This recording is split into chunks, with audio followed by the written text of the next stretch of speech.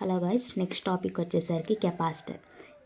Capacitor consist of two conducting plates separated by a dielectric material.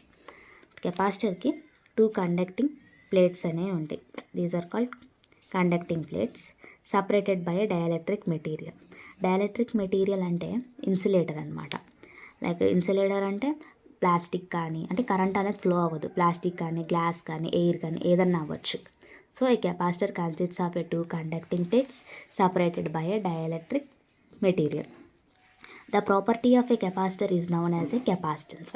So next one is the amount of charge stored in a capacitor is proportional to the applied voltage.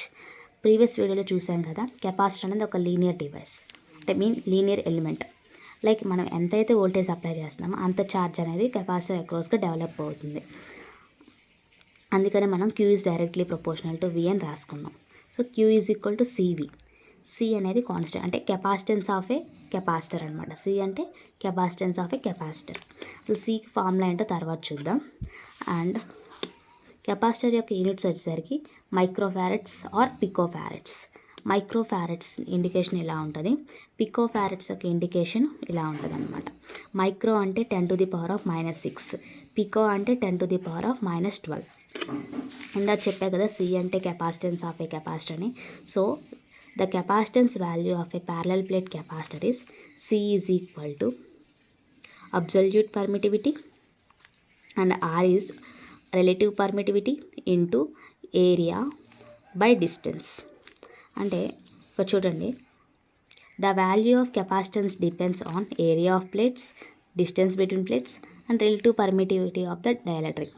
మనం రెసిస్టర్లో చూసాం కదా values, first band, second band, third band కలర్స్ని బట్టి. అలాగే capacitor యొక్క కెపాసిటెన్స్ని మనం కనుక్కోవాలి అనుకుంటే మనం ఈ ఫార్ములా యూజ్ చేసుకుంటాం. C is equal to epsilon into epsilon R into A/D. So అంటే ఈ ఫార్ములా యూజ్ చేసుకుంటాం. First charge Q is equal to CV, C ప్లేస్లో ఇది పెట్టుకుందాం అనమాట. అండ్ ఏరియా యొక్క అబ్సల్యూట్ పర్మిటివిటీ వచ్చేసరికి 8.85 ఇంటూ 10⁻⁻12.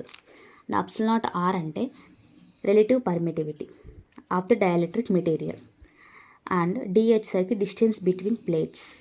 A అంటే ఏరియా ఆఫ్ ప్లేట్స్. ఇవన్నీ వాల్యూస్ మనం సబ్స్టిట్యూట్ చేస్తే, ఇవన్నీ వాల్యూస్ మనం ఇక్కడ ఇన్సర్ట్ చేస్తే మనకి ఛార్జ్ అంటే Q ఈజ్ ఈక్వల్ C, అంటే ఛార్జ్ అంటే కెపాసిటర్ దగ్గర ఎంత ఛార్జ్ స్టోర్ అయినా మనకు వస్తుంది అనమాట. ఇక్కడ చూసినట్టయితే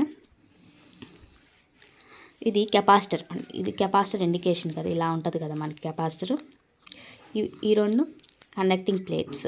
సో ఇదొక ప్లేట్ అనుకోండి, దీనికి ఉన్న ఒక ప్లేట్ కండక్టింగ్ ప్లేట్ అనుకుంటే ఈ ప్లేట్ యొక్క area, this is area half plate. Conducting plate అన్నా కదా, కెపాసిటర్ అంటే ఏరియా ఆఫ్ ప్లేట్.